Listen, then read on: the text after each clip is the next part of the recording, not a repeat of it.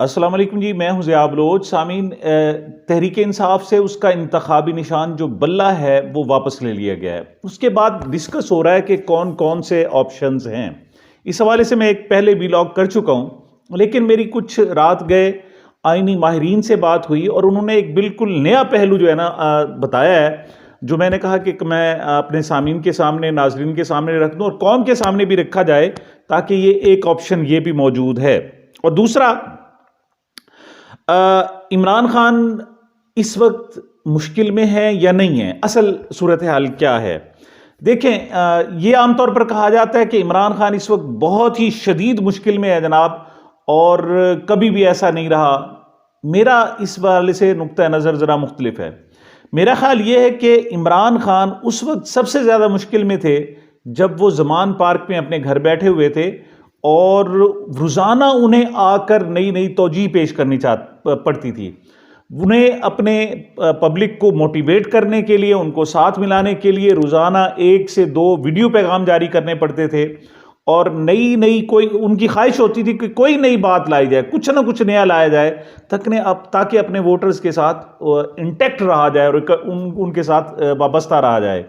मैं समझता हूँ कि अब ये जिम्मेदारी जो है वो इमरान खान साहब की नहीं रही, बल्कि इस वक्त सारा का सारा जो बोझ है वो इस वक्त हिज़्ब इक़्तिदार या इमरान खान के जो मुखालिफिन हैं उनके ज़िम्मे। आपको पता है इमरान खान का नाम इलेक्ट्रॉनिक मीडिया, प्रिंट मीडिया, उनका नाम, उनकी जनाब तस्वीर शाये नहीं हो सकती। लेकिन ये ज़रूरी है कि उनकी मुखालफत लाजमी की जाए। लिहाजा आप कोई टीवी प्रोग्राम उठा के देख लें, कोई खबर उठा के देख लें, उसमें सबका जो महवर और मरकज़ है वो इमरान खान ही नज़र आएगा। लिहाजा वो काम जो ज़मान पार्क में ज़िम्मे था इमरान खान के, वो अब हुकूमत ने अपने ज़िम्मे ले लिया है, और थोड़ी थोड़ी देर बाद उन्हें कोई फ़ैसले करने पड़ते हैं। और फैसला जनाब कभी सुप्रीम कोर्ट की शक्ल में आता है, कभी साइफर केस की शक्ल में आता है, कभी जनाब इलेक्शन कमीशन की शक्ल में आता है, कभी तोशाखाना की शक्ल में आता है, कभी FIA का नोटिस होता है, कभी जनाब गैर शरई निकाह केस होता है। मतलब मुसलसल उन्हें अपडेट करना पड़ता है। और इससे खान साहब को जो सबसे बड़ा फ़ायदा हुआ है वो ये हुआ है कि खान साहब को अब खुद अपनी तरफ से कोई नैरेटिव बयान नहीं करना पड़ता। पहले ये जिम्मेदारी उनकी थी। इसको यूं समझें कि केस 2 किस्म के होते हैं। एक केस वो होता है जिसमें बारे सबूत मुल्जिम पर होता है, और दूसरा केस वो होता है जिसमें बारे सबूत मुद्दई पर होता है। यहां इस वक्त जो बारे सबूत है वो कम से कम खान साहब के जिम्मे नहीं है, और वो उनके मुखालिफिन पर है। वो मुखालिफिन चाहे सियासी हों, गैर सियासी हों, मुक्तदर हल्के कुछ भी हों, बहरहाल वो उनके जिम्मे है। लिहाजा उन्हें जतन करने पड़ रहे हैं, और खान साहब जनाब बैठे हुए हैं अडियाला जेल में, और जनाब वो इंजॉय कर रहे हैं। सीधी सी बात है कि इंजॉय कर रहे हैं। अब सिर्फ 22 दिसंबर की जनाब आप एक्टिविटीज़ देखें तो हर 10-15 मिनट बाद उनकी नई खबर, हर 10 से 15 मिनट बाद नई खबर। और इसका फ़ायदा ये हुआ कि इमरान खान साहब को अब इलेक्शन कंपेन करने की ज़रूरत ही नहीं रही। यानी ये PTI के लोग हैं, उनकी इलेक्शन कंपेन उनके मुखालफिन कर रहे हैं, और डट कर रहे हैं। आप ये देखें कि ये जो बल्ला का इंतखाबी निशान वापसी का आया है, उसके बाद फौरी तौर पर रद्द-ए-अमल आया। आप देखें कि कुछ टीवी चैनल तो ऐसे हैं ना जो सिर्फ गालियां देने के लिए वो इमरान खान के हक में कोई खबर देते ही नहीं है। ARY जैसा चैनल भी है, मैं उसे मुसलसल ऑब्जर्व करता रहा, मेन टीवी चैनल्स को, जियो हो गया, समा हो गया, दुनिया हो गया, सुनो हो गया, ARY हो गया। तो मैंने जो उसमें महसूस किया कि शायद एक खास डायरेक्शन है, बल्कि यकीनन एक हुकूमत की तरफ से उन्हें डायरेक्शन दी गई है कि इसमें PTI का कोई मौक़िफ़ पेश नहीं करना, बल्कि आपने जो भी बात करनी है वो उसकी मुखालफत में करनी है। और उसमें क्या कहा गया जी, जो लॉजिक आकर पेश की जाती रही, वो ये पेश की जाती रही जी, ये पार्टी जो तहरीक इंसाफ का अपना पार्टी आइन है, ये उसके मुताबिक इलेक्शन नहीं हुए। कैसे जी? कि जी चीफ ऑर्गेनाइजर को जनाब एक मुकर्रर करना चाहिए था, सेक्रेटरी जनरल नहीं कर सकता, और जो सेक्रेटरी जनरल हैं वो तो अभी तक असद उमर साहब हैं, अब वो मुस्ताफ़ी हो चुके, वो ऐलान कर चुके हैं सबके सामने, लेकिन इलेक्शन कमीशन को पता नहीं है। अच्छा, इसमें ये जाहिर करने की कोशिश की गई जैसे चीफ इलेक्शन कमिश्नर जो है ना अपॉइंट ही नहीं किया गया, वो जनाब पुराना ही रहा, या उसके खिलाफ अदम इत्माद में नहीं लाया गया। और जनाब जो पुराने चीफ इलेक्शन कमिश्नर थे, ये गौहर अली खान साहब थे, कि जनाब वो इस्तीफा दिए बगैर कैसे जनाब चेयरमैन बन गए, हालांकि टोटल फेक है जनाब। गौहर अली खान साहब ने पहले इस्तीफा दिया था अपनी पुरानी सीट से और फिर चेयरमैन का इलेक्शन लड़े थे। सिमिलरली ये एक जो सबसे बड़ा इतराज है जनाब के चीफ ऑर्गेनाइजर तकर्रुर नहीं किया गया। 28 नवंबर को बाकायदा चीफ ऑर्गेनाइजर भी तकर्रुर किया गया, लेकिन बात सिर्फ वही है कि आटा गूंथते हुए हिलती कहीं क्यों हो। लेकिन इस सारी कंपेन में पीटीआई का मौकफ सामने नहीं लाया गया, लेकिन जब नहीं आया तो जनाब सोशल मीडिया पे जो लोग बैठे हुए हैं, हम जैसे यूट्यूबर्स हैं, दूसरे लोग हैं जनाब, अब उन्होंने इतने भरपूर तरीके से जनाब वो मौकफ पीटीआई का सामने अवाम के पास लाए कि सबको पता चल गया जनाब जो इलेक्ट्रॉनिक मीडिया है वहां पर सिर्फ और सिर्फ झूठ बोला जा रहा है और इसके अलावा कुछ नहीं हो रहा।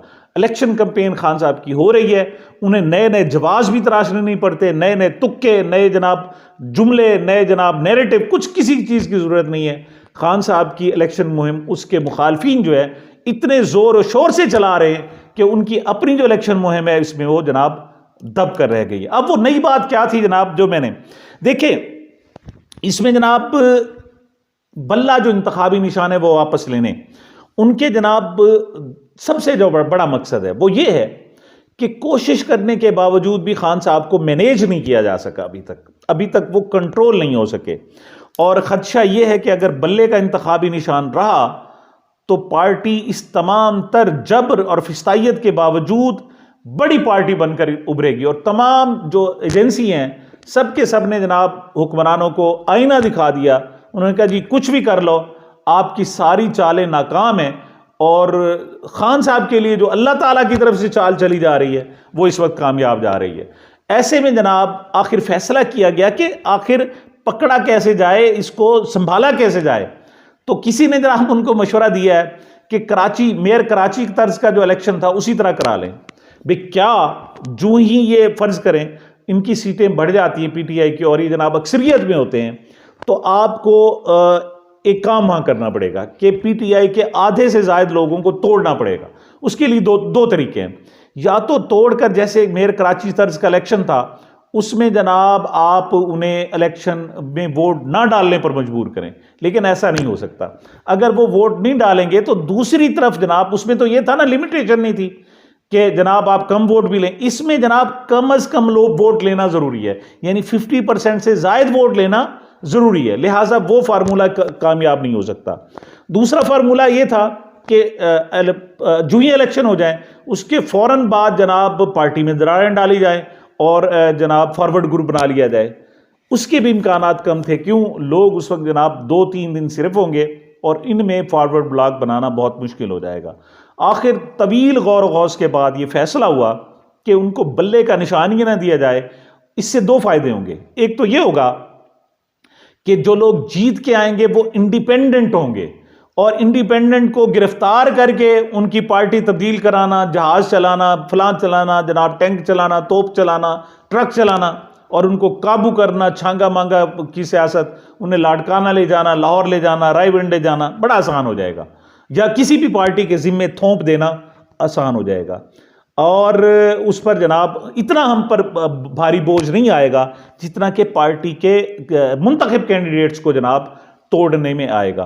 तो ये जनाब फैसला। और दूसरा कि फिर भी फंसा हो सकता है, तो उससे ये होगा कि पार्टी की जनाब जो ख़वातीन की नशिस्तें हैं वो इनके ज़िम्मे नहीं इनके पास नहीं आएंगी और इसी तरीके से अक़लियती जो नशिस्तें हैं जिसके लिए बाकायदा एक लिस्टें दी जाती हैं और उस टोटल जितनी आपने सीटें जीती हुई हों उसके तनासुब से वो मिलती हैं, तो अगर जब पार्टी नहीं होगी सारे आज़ाद तो वहाँ से हासिल नहीं किया जा सकेगा।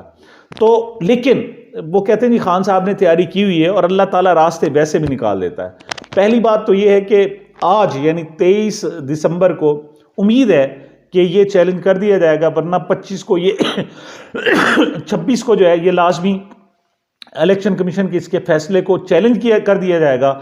और आईनी माहिरीन कहते हैं कि इसमें कख नहीं है, मतलब ये सारा झूठ पर मबनी है और ये फौरी तौर पर रिवर्ट हो जाएगा और पहले तो हाई कोर्ट में हो जाएगा, वरना सुप्रीम कोर्ट में इसको उड़ा कर रख दिया जाएगा। ऐसे में जब सर पर इलेक्शन हो, आप सवाल ही नहीं पैदा हो सकता कि एक इतनी मेजॉरिटी पार्टी को आप इलेक्शन से दूर रख सके। इलेक्शन वैसे मुतनाज़ा हो चुके जनाब।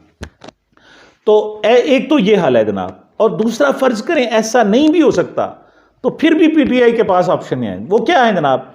पीटीआई इत्तेहाद कर सकती है, मतलब पीटीआई तो नहीं होगी, लेकिन कोई एक दो छोटी जमातें, जैसे मरकजी मजलिस वहादत मुस्लिमीन है, इसी तरीके से कोई इस्तेहकाम, कोई जनाब मुस्तकबिल पार्टी आ जाए, कोई जमात इस्लामी आ जाए, अवामी मुस्लिम लीग आ जाए, या और कोई छोटी जमातें हैं, उनको जनाब इत्तेहाद कर लिया जाए और उसका कोई नाम रख दिया जाए।